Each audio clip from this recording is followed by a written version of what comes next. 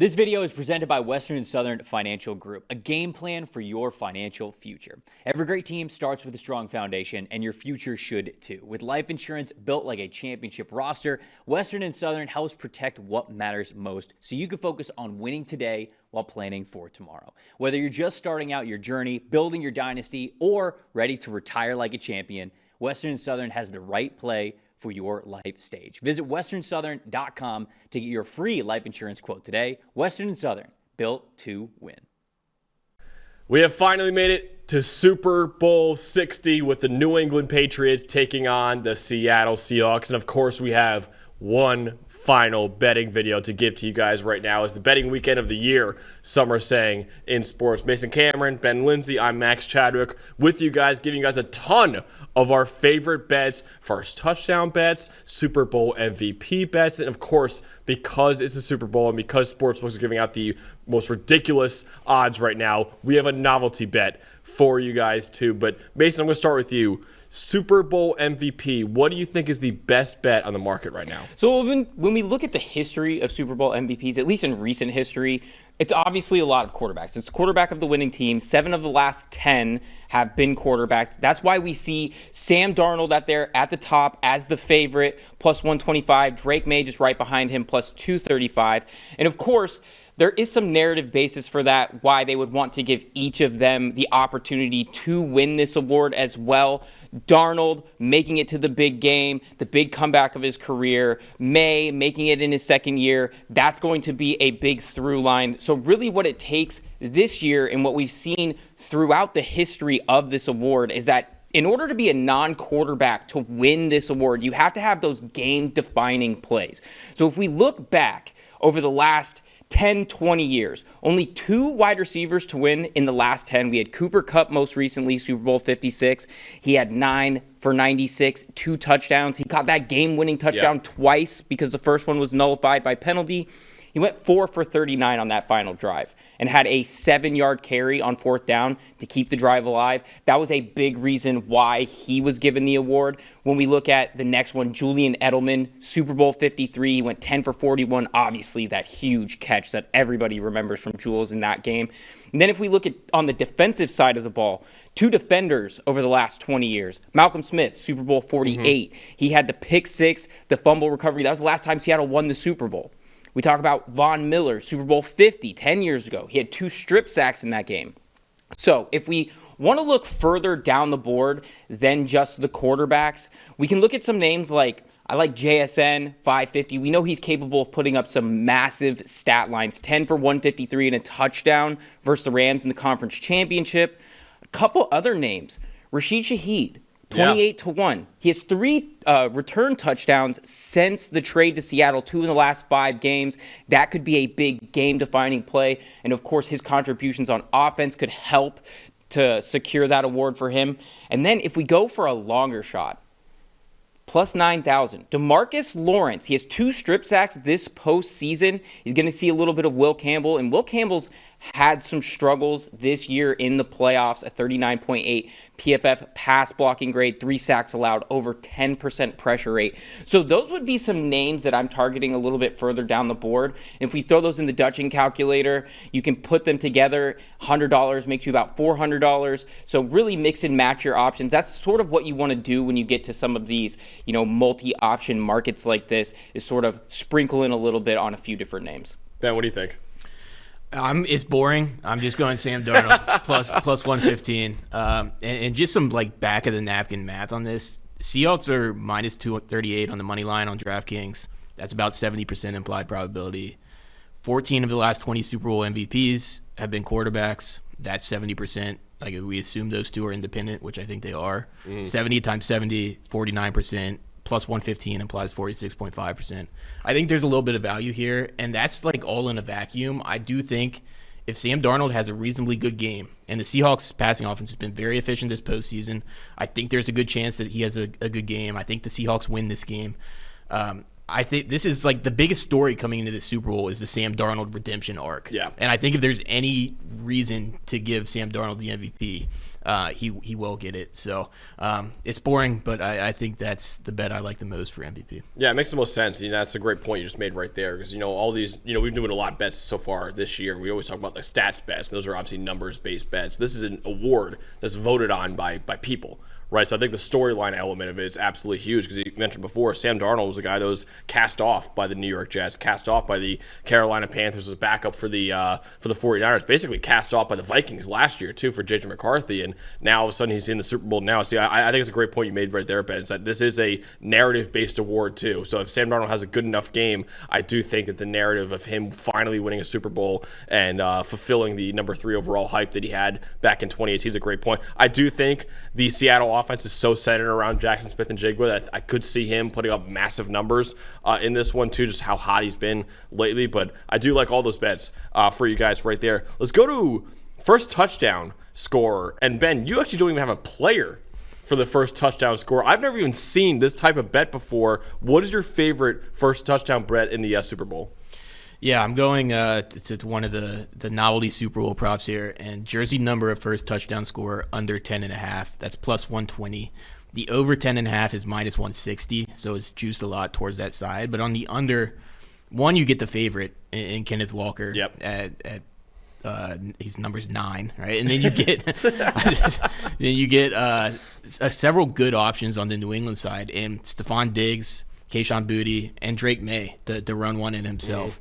Right, and there's a lot of, if you look at our first touchdown finder tool, those blue stars, you see a lot of value on the New England side of the ball because a lot of times in these games, in the first touchdown market specifically, the underdog gets undervalued to score first, and you see that a lot with these New England prices compared to some of the Seattle Seahawks prices with a Stephon Diggs, with a Kayshon Boutte who's in that group who shows up there. And then on the other side, Hunter Henry, Matt Collins. So I like getting the favorite in Kenneth Walker and then some of these undervalued New England players in Diggs and Boutte and Drake May. I've never seen a bet like the jersey number of a player for the first touchdown. That just shows the Super Bowl and what kind of event it is that we have props like that. But I do like that. Jersey number of the first touchdown score under 10.5, plus 120 on DraftKings right now. Mason, what do you got?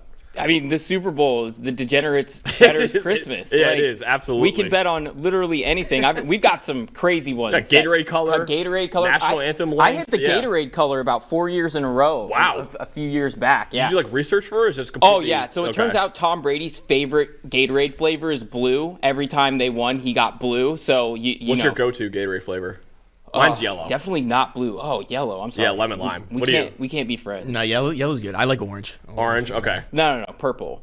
Purple? Yeah, purple. Dude, purple's disgusting. You remember the Gatorade rain back in the day? Yeah. And you could feel it the whole way down? Mm-hmm. The purple was the best flavor, and it's just always stuck with me. But you hit it 4 years in a row, the Gatorade? Yeah. Wow. Okay. So it's just all Brady, just like... Brady blues, yeah. And then it was a lot of times team color. There was an orange in there, but yeah. Okay. Yeah. What's your favorite first touchdown bet, though? So my first touchdown bet is actually on a different side of Ben's here. I'm going with Hunter Henry.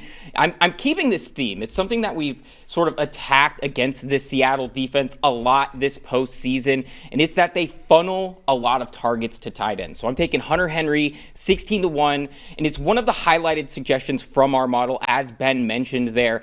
He also is a guy that has the second most first half red zone targets in this game behind only JSN, and it's versus the Seattle defense. Like I said, they are 27th in tight end receptions allowed. They also run the fourth highest amount of zone coverage. Hunter Henry himself, fourth among tight ends in receiving grade versus zone coverage.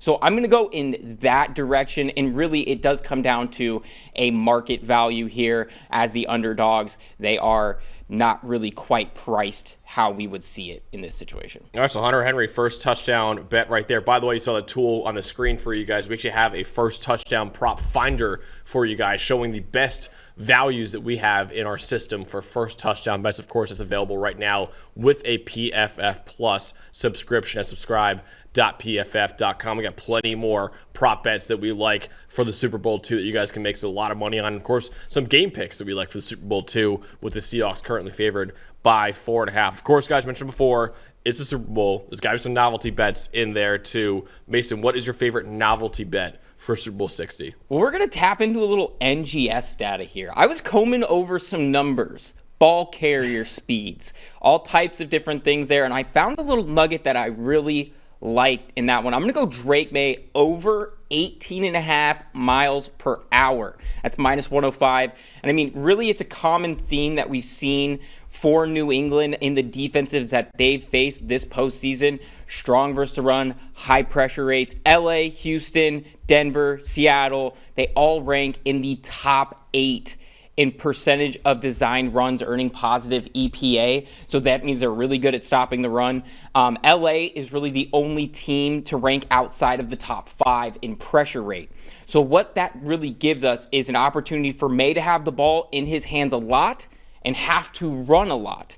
So we're going to see a lot of opportunities for scrambles. He has 24 total carries this postseason, and in 2 of the 3 games, he's had 10 carries. So I think there's an opportunity there where we see him having to make some magic with his legs, and we know that May is athletic. I mean, we see it a lot. He runs quite a bit.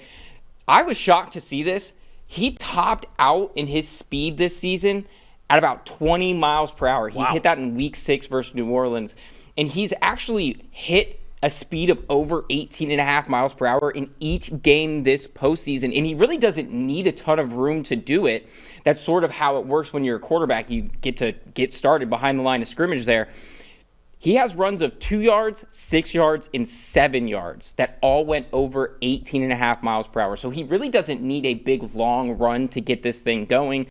In the conference championship round, he had 3 runs over 19 miles per hour. And that was a bad footing in that game, too. Yeah. The snow coming down in Denver like that. That's pretty impressive. Exactly. Yeah. So he was able to really get a lot going in not a ton of room in not great conditions. So that's a situation where I like that. And, I might even sprinkle a little bit on him being the fastest ball carrier in this game at plus 950.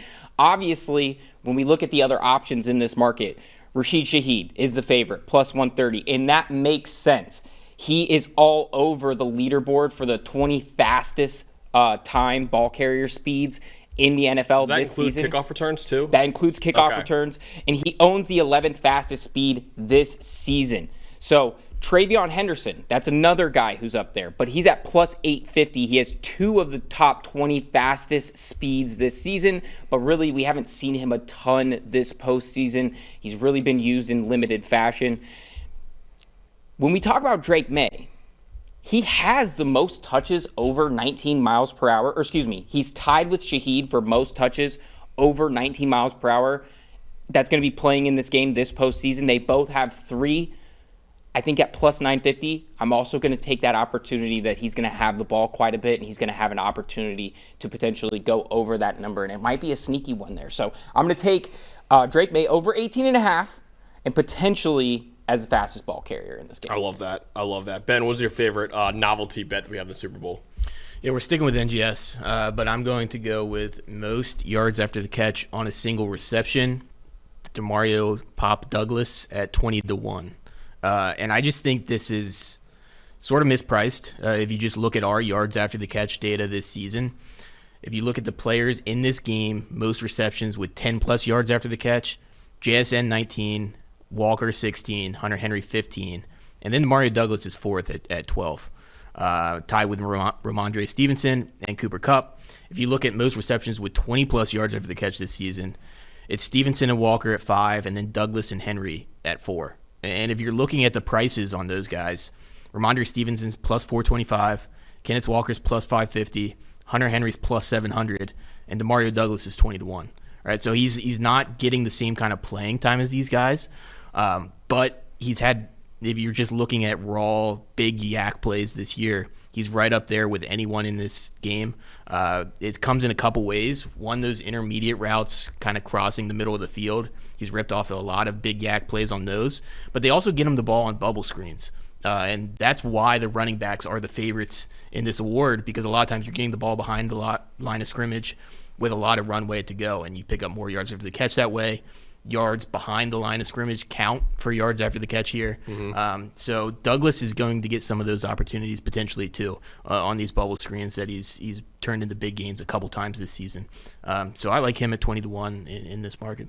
Mason, what do you think of that? Yeah, I love it. Pop Douglas is one of my favorite players out there, man. Yeah. He's continually underpriced, and he is an extreme talent that this offense likes to use in certain positions. I could definitely see the game plan being where they want to get him a little bit more involved. They've needed that explosive play, and they really haven't been able to get too many of those this postseason. Obviously, they have that, they've faced a bunch of really tough defenses that are very stingy. They're going to have a defense that they're facing in this game in Seattle that really limits that deep ball. They limit those explosive plays. So I could see an opportunity where they do get pops and bubble screens, and he gets that award right there. Mason, do you want to recap all the favorite bets that you have for Super Bowl 60 that we got? Yeah, so I'm targeting a few different names at MVP. I'm going to go with a little JSN, maybe some Rashid Shaheed, some DeMarcus Lawrence, some guys that aren't the quarterback there. I'm also going to go with Hunter Henry, first touchdown, and I'm also liking Drake May over 18.5 miles per hour for his fastest carry. Ben, what's your favorite bet to the Super Bowl 60? Yeah, real quick, adding on Hunter Henry, I think the king of the end zone promo on DraftKings where you're picking the longest touchdown, I am going with Hunter Henry on that. Wow, okay. Because I think there is some game theory in that where the guys like Rashid Shaheed, the like deep threats, get overpicked and you're sharing the bonus bet with all the winners. And Hunter Henry scored multiple times from 20-plus yards out this year. And it could be a pretty short touchdown that wins it, right? In a one-game sample. So I think he makes some sense there. But my bets, Sam Darnold, plus 115 for MVP. Boring, but I think it's most likely.